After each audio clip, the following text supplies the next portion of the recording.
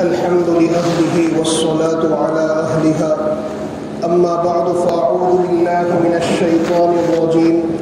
بسم الله الرحمن الرحيم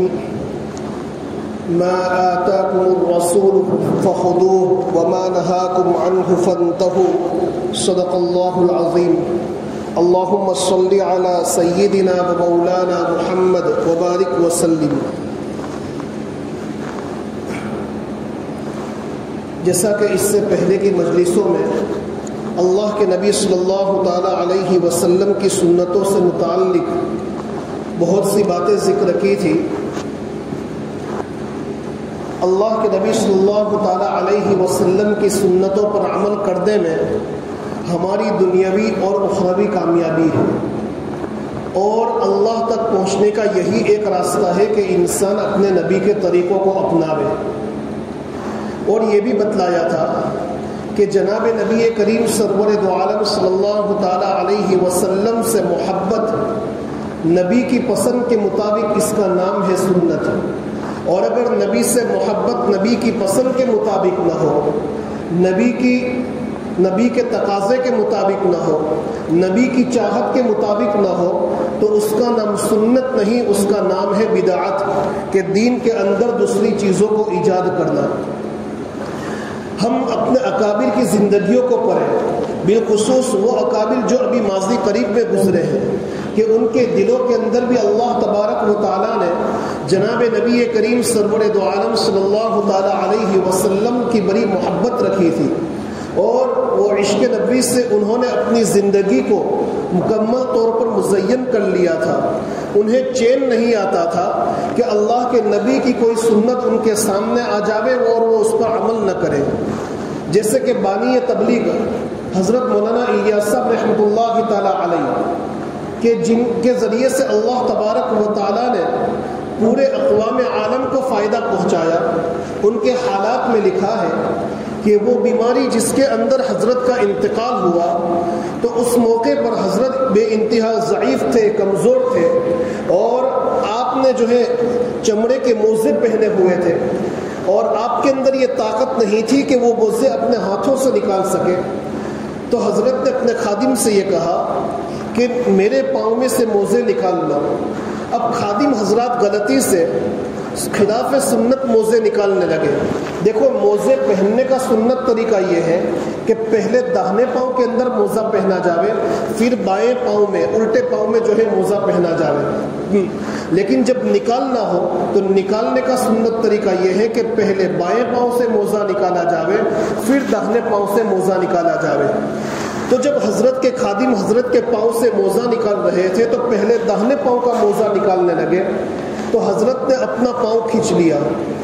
جب بار بار ایسا ہوا تو اسی موقع پر حضرت کے صاحبزادے حضرت مولانا یوسف صاحب رحمۃ اللہ تعالی علیہ تشریف لائے، تو حضرت نے کہا کہ دراصل بات یہ ہے کہ تم خلاف سنت موزے نکال رہے ہو، اس لیے حضرت اپنا پاؤں کھینچ لیتے ہیں، پہلے جو ہے بائیں پاؤں کا موزہ نکالو تو حضرت جو ہے اپنا پاؤں دیں گے۔ چنانچہ انہوں نے بائیں پاؤں کا موزہ پہلے نکالا۔ کہنے کا مطلب یہ ہے کہ حضرت بے انتہا بیمار ہے اور وہ مرض الوفات کے اندر ہے، لیکن اس عالم میں بھی اللہ کے نبی کی سنتوں پر عمل کا اہتمام کتنا ہے۔ حضرت ہی کے حالات میں لکھا ہے کہ اللہ کے نبی صلی اللہ تعالی علیہ وسلم کو مرض الوفات میں، جس بیماری کے اندر آپ علیہ الصلوۃ والسلام کا انتقال ہوا، اور آپ کے اندر بالکل طاقت نہیں تھی کہ آپ مسجد نبی میں تشریف لائے، لیکن اس کے باوجود نماز کی ادائیگی کے لیے دو صحابی کے کندھے پر سہارا دے کر، ایک تو حضرت علی اور ایک تو حضرت علی رضی اللہ تعالیٰ عنہ اور دوسرے حضرت عباس رضی اللہ تعالیٰ عنہ کے کندھے پر سہارا دیتے ہوئے اللہ کے نبی مسجد میں تشریف لائے، اور اس طریق پر تشریف لائے کہ ایک حدیث شریف کے اندر ہے کہ آپ علیہ الصلوۃ والسلام کے پاؤں مبارک زمین سے جو ہے گھسٹ رہے تھے، اور آپ علیہ الصلوۃ والسلام سخت ترین بیماری میں جب کہ آپ کے اندر چلنے کی بالکل طاقت نہیں تھی، آپ مسجد نبی میں تشریف لائے اور جماعت کے ساتھ نماز ادا فرمائی۔ حضرت مولانا الیاس صاحب رحمۃ اللہ تعالی علیہ جب مرض الوفات میں تھے اور آپ کے اندر بالکل طاقت نہیں تھی کہ مسجد کے اندر تشریف لا سکے، لیکن اس کے باوجود دو ساتھیوں کے کندھے پر، دو ساتھیوں کے کندھے پر سہارا دیتے ہوئے اس طور پر کہ آپ کے پاؤں زمین سے گھسٹ رہے تھے مسجد میں تشریف لائے اور اللہ کے نبی کی اس سنت پر عمل کیا. کہنے لگے کہ اللہ کے نبی علیہ السلام کو بھی جب مرض الوفات میں بیماری کے عالم میں اس طریقے سے مسجد لے جایا گیا تھا, اس سنت پر بھی میرا عمل ہو جاوے, مجھے بھی اس طریق پر مسجد میں لے جایا جاوے.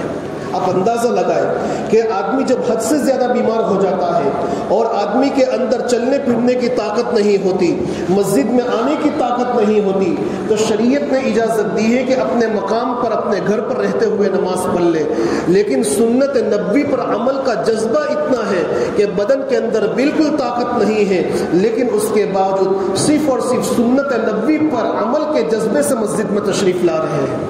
میرے بھائیوں, یہ ہمارے اکابرین کے واقعات صرف کانوں کے مزے لینے کے لیے نہیں ہے, صرف اچھے طریق پر سننے کے لیے نہیں ہے, بلکہ یہ تو عمل کرنے کے جو ہے یہ عمل کرنے کے لیے ہے کہ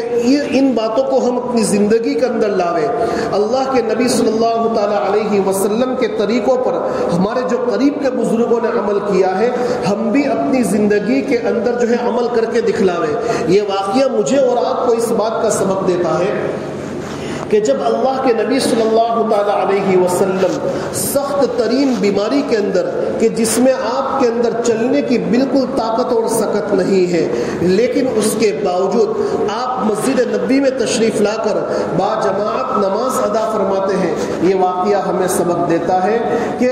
ہمیں بھی چاہیے کہ کسی بھی حال میں ہم نماز کو نہ چھوڑیں. آج تو ہماری پوزیشن یہ ہو چکی ہے کہ معمولی سر میں درد ہو گیا, معمولی کوئی چوٹ لگ گئی, ہم جو ہے جماعتوں کو چھوڑ دیتے ہیں, نمازوں کو قضا کر دیتے ہیں, حتیٰ کہ اگر کوئی عذر نہیں ہوتا, کوئی بیماری نہیں ہوتی, اللہ نے پوری طاقت اور قوت دی ہے, لیکن اس کے باوجود جو ہے پانچوں مسجدوں کی اذانوں کی آوازیں ہمارے کانوں میں پڑتی ہے, ہم مسجد میں نہیں آتے. میرے بھائیوں, یہ اس بات کی واضح علامت ہے کہ اللہ کے نبی کے فرمان سے, فرمان خداوندی سے ہمارا کوئی تعلق نہیں ہے, ہمارے دل سے خوف خدا رخصت ہو چکا ہے. ورنہ اگر ہمارے دل میں خوف خدا ہوتا, اللہ کے نبی کی فرمان کی عظمت ہمارے دل میں ہوتی, بلکہ اللہ تبارک و تعالیٰ کے احکامات کی عظمت ہمارے قلوب کے اندر ہوتی, تو جیسے ہی اذان کی آواز سنتے, پھر چاہے ہمیں کوئی بیماری ہو, کوئی پریشانی ہو, کوئی مصیبت ہو, ساری چیزوں کو ہم بالائے طاق رکھ دیتے اور پہلے مسجد کا رخ کرتے. اسی لیے ہمیں خاص طور پر جو ہے نمازوں کے معاملے میں بڑا احتیاط برتنا چاہیے. آج امت کے اندر اس اعتبار سے بڑی کمزوری آ چکی ہے. آج صرف ہماری مسجدوں کا ماحول دیکھ لیں کہ جب مغرب کی جماعت کھڑی ہوتی ہے تو مغرب کی جماعت کے کھڑے ہونے کے وقت پہلی صف بھی مکمل نہیں ہوتی, لیکن جیسے ہی دوسری رکعت شروع ہوتی ہے, تیسری رکعت شروع ہوتی ہے, تو پھر جو ہے 2-3 صفیں جو ہے بڑھ جاتی ہے. یہ گویا آپ مسجد کے اندر اکثر تعداد ان لوگوں کی ہے کہ جن کی صفیں اولا فوت ہوتی ہے, جن کی تکبیر اولا فوت ہوتی ہے. میرے بھائیوں, صفیں اولا کا اہتمام اور تکبیر اولا کا اہتمام یہ اللہ کے نبی علیہ السلام کی بنیادی سنتوں میں سے ہے, بنیادی طریقوں میں سے ہے, اور اللہ کے نبی علیہ السلام نے اس کے مستقل فضائل بیان فرمائے ہیں. افضل طریقہ تو یہ ہے کہ ہم اپنے گھروں پر سنت پڑھیں, لیکن اگر یہ اندیشہ ہے کہ گھروں پر جائیں گے تو غفلت کے شکار ہو جائیں گے, وہاں سنت اور وتر نہیں پڑھ پائیں گے, تو پھر جو ہے اجازت دی ہے کہ ہم مسجد کے اندر جو ہے سنتیں پڑھ کر جاوے, مسجد کے اندر وتر پڑھ کر جاوے. لیکن اللہ تبارک و تعالیٰ نے اتنی ساری سہولت عطا فرمائی ہے, عمدہ قسم کے گالیچے عطا فرمائی ہیں, اور عمدہ قسم کے پنکھوں کے انتظامات اللہ تبارک و تعالیٰ نے فرمائے ہیں کہ ہم آسانی کے ساتھ اچھے طریق پر اللہ کے حضور میں بڑی توجہ والی نماز پڑھ سکتے ہیں. لیکن ناقدری کا عالم یہ ہے کہ نمازوں کی نمازیں ہماری فوت ہو جاتی ہے, رکعتیں فوت ہو جاتی ہیں, اور ہماری پیشانی پر بل تک نہیں آتا. ذرا یہ تو سوچیں کہ ہم کس کے دربار میں کھڑے ہونے جا رہے ہیں, مالکوں کے مالک, بادشاہوں کے بادشاہ کے جس کے قبضہ قدرت کے اندر آسمان اور زمین کی سلطنت ہے, آسمان اور زمین کے درمیان کا جو کھلا ہے اس کی سلطنت ہے, زیر زمین جتنے حصے ہیں, جتنے عالم ہیں, ان کی سلطنت ہے. میرے بھائیوں, اگر ہم نمازوں سے غفلت برتیں گے, اس خدا کے سامنے کل میدان قیامت میں ہمیں جواب دہ ہونا پڑے گا. ابھی پرسوں تفسیر کی مجلس میں ایک بات ذکر کی تھی کہ ایک منسٹر کے سامنے جب ہماری فائل پیش کی جاتی ہے، چاہے ہمارا کام مکمل ہو، کمپلیٹ ہو، لیکن اس کے باوجود دل میں اندیشہ رہتا ہے کہ منسٹر میری فائل کو دیکھنے کے بعد کوئی کمی تو نہیں نکالے گا، مجھے دوسری مرتبہ سلیکٹ کرے گا یا نہیں، مجھے کہیں ریجیکٹ تو نہیں کر دیا جائے گا۔ ہمیں اس بات کا اندیشہ رہتا ہے۔ میرے بھائیو، ذرا یہ تو سوچو کہ ہمارے کل میدان قیامت میں ہمارے گناہوں کی فائلیں اللہ کے دربار میں پہنچے گی، ہمارا کیا حشر ہوگا۔ ہفتے میں 2 مرتبہ اللہ کے نبی کے دربار میں اس امت کے اعمال پہنچائے جاتے ہیں۔ میرے بھائیوں، ہمارے گندے اعمال، ہماری غفلتوں والی نمازیں، ہمارے راتوں کی تنہائیوں کے گناہ میرے نبی کے دربار میں پہنچتے ہوں گے۔ میرے نبی کیا کہتے ہوں گے کہ جس امت کے لیے، جس قوم کے لیے میں نے اپنا خون بہایا، پسینہ بہایا، ہر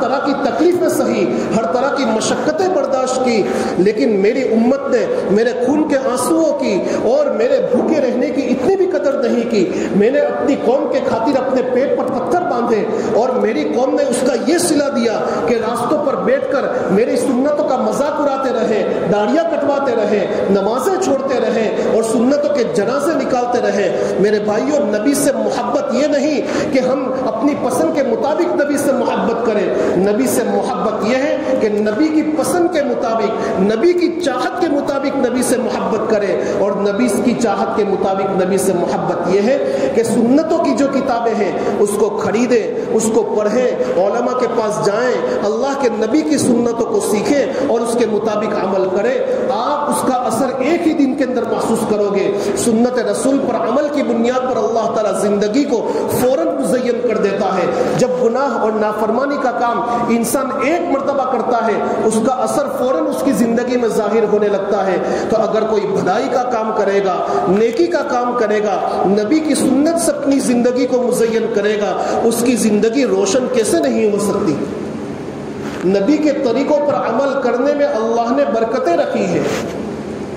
اسی لیے ہم خاص طور پر نمازوں کا اہتمام کریں۔ ہماری جو اولاد ہے ہم اس کے اوپر بھی دھیان رکھیں کہ میں تو مسجد میں آ رہا ہوں، نماز پڑھ رہا ہوں، لیکن اللہ کے نبی صلی اللہ تعالیٰ علیہ وسلم کی جتنی سنتیں ہیں ان میں سے اہم سنتیں یہ بھی ہیں کہ نماز سے پہلے کی سنتیں پڑھی جاوے، نماز کے بعد کی سنتیں پڑھی جاوے۔ ہماری اولادیں جوان ہو چکی ہیں، ہم مسجدوں کے اندر دیکھتے ہیں کہ کوئی ہمارا بیٹا ہے، کوئی پوتا ہے، کوئی نواسا ہے، کوئی بھانجا ہے، کوئی بھتیجا ہے، کوئی ہمارا قریبی رشتہ دار ہے، جوان ہو چکا ہے، بالغ ہو چکا ہے، نمازیں اس پر فرض ہو چکی ہیں، اور غفلت کے ساتھ نماز پڑھ کر سیدھا باہر جا کے کھڑا ہو جاتا ہے۔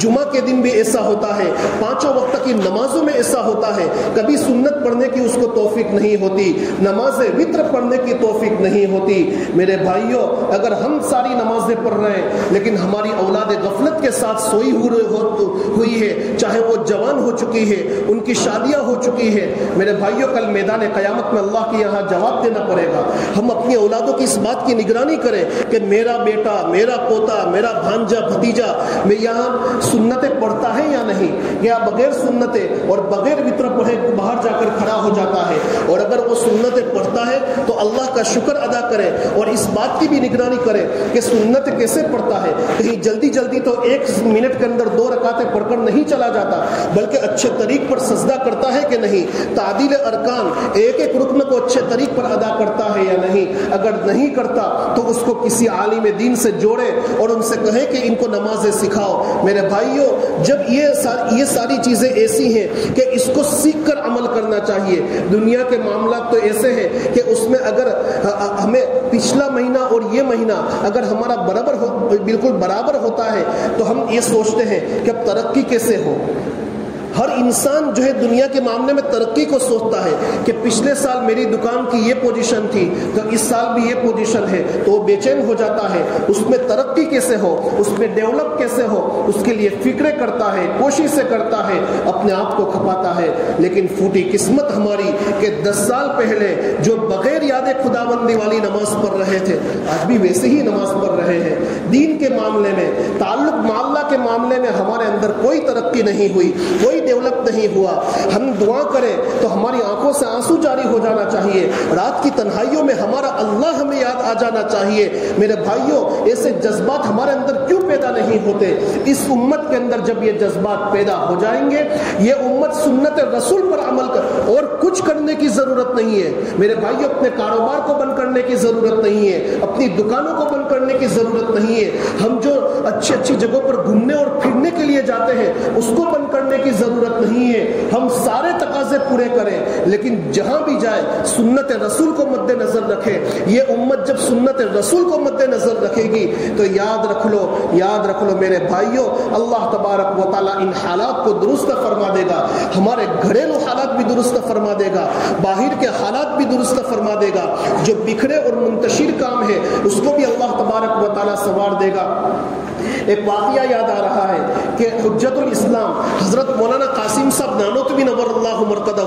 بڑی عظیم شخصیت ہیں. ان کے حالات میں لکھا ہے، آپ دیکھیے اس واقعے سے کہ ہمارے اکابر کے دلوں میں سنت رسول پر عمل کا جذبہ کیسا تھا. ان کے حالات میں لکھا ہے کہ جب ان کے خلاف انگریزوں نے جو ہے وارنٹ جاری کر دیا کہ ان کو پکڑ لیا جاوے، قید کر لیا جاوے، تو حضرت تو بڑی عظیم شخصیت تھی. لوگوں نے حضرت سے کہا کہ حضرت اس امت کو آپ کی ضرورت ہے، آپ بڑی عظیم شخصیت ہے، اگر ان لوگوں نے آپ کو پکڑ لیا تو یہ امت آپ سے محروم ہو جائے گی. بہتر یہ ہے کہ تھوڑے دنوں کے لیے آپ روپوش ہو جاوے، کسی جگہ پر چھپ جاوے، آپ راستوں پر نہ چلے پھرے، کہیں پولیس آپ کو پکڑ نہ لے. حضرت نے انکار کر دیا کہ یہ نہیں ہو سکتا. لیکن آپ کے محبین نے، آپ کے متوسلین نے، آپ سے تعلق رکھنے والوں نے بہت اصرار کیا تو حضرت نے ان کی بات مان لی اور حضرت کسی جگہ پر جا کر چھپ گئے اور وہیں پر اللہ کی عبادتیں کرتے رہے.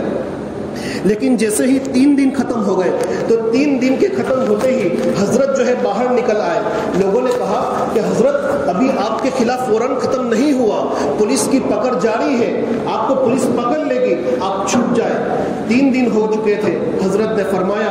اب میں نہیں جو ہے چھپ سکتا. لوگوں نے اصرار کیا تو حضرت کہنے لگے کہ اگر میں 3 دن سے زیادہ چھپوں گا، 3 دن سے زیادہ روپوش رہوں گا تو نبی کی سنت کے خلاف ہو جائے گا. اس لیے کہ مکے والوں نے، قریش مکہ نے، کفار مکہ نے، دشمنان اسلام نے جب نبی کے خلاف وارنٹ جاری کیا تھا تو جب نبی علیہ الصلوۃ والسلام ہجرت فرما کر مدینہ جا رہے تھے تو اس وقت حضرت صدیق اکبر رضی اللہ تعالیٰ عنہ کے ساتھ اللہ کے نبی علیہ الصلوۃ والسلام غار ثور کے اندر 3 دن تک جو ہے چھپے تھے اور چوتھے دن آپ علیہ الصلوۃ والسلام باہر نکل گئے تھے. اگر میں چوتھے دن چھپا رہوں گا تو نبی کی سنت کے خلاف ہو جائے گا اور مجھے یہ پسند نہیں کہ میری زندگی کے اندر کوئی ایسا عمل ہو جو اللہ کے نبی کے طریقے کے خلاف ہو. میرے بھائیوں یہ واقعات کانوں کے مزے لینے کے لیے نہیں ہے، یہ واقعات عمل کرنے کے ارادے سے سننا چاہیے. ہمیں اس جذبے کے ساتھ سننا چاہیے کہ ہماری زندگی کے اندر جو بھی نبی کی سنت آئے گی ہم اس کے مطابق عمل کریں گے. میرے بھائیوں یہ ہے کرنے کے کام محبت رسول کے بنیاد پر، اللہ کے نبی کی محبت کی بنیاد پر یہ ہے کرنے کے کام. اور اس کام کو کرو گے تو کامیابی ملے گی، اور اگر محبت رسول کی بنیاد پر یہ کام نہیں کرو گے تو کوئی کامیابی نہیں ملے گی. اور محبت رسول کی بنیاد پر یہ کام کرو گے تو اس بات کی واضح علامت ہوگی کہ ہمارے دل میں اللہ کے نبی کی محبت ہے، ہمارا تعلق اللہ کے نبی کے ساتھ مضبوط ہے. اور اگر یہ کام ہماری زندگی کے اندر نہیں ہے پھر ہم چاہے ہزاروں مرتبہ نبی کی محبت کے دعوے کرتے رہیں اور ہزاروں روپے خرچ کرتے رہیں، سب بیکار ہے، فضول ہے. محبت رسول ہے تو محبت رسول کا تقاضا یہ ہے کہ نبی نے جس چیز کو پسند فرمایا، نبی نے جس چیز کو چاہا، جو نبی کی چاہت ہے اس کو اپنے سینے سے لگاؤ. اس کو اپنے سینے سے لگائیں گے ہماری دنیا کی زندگی بھی روشن ہوگی، آخرت بھی روشن ہوگی، اور کل میدان قیامت میں اللہ تعالیٰ حوض کوثر پر نبی کے ہاتھوں جو ہے حوض کوثر کا پانی نصیب فرمائے گا، نبی کی سفارش نصیب ہوگی. اللہ تبارک و تعالیٰ سنت رسول کو سمجھ کر ہمیں اس پر عمل کی توفیق عطا فرماوے. وآخر دعوانا ان الحمد للہ رب العالمین.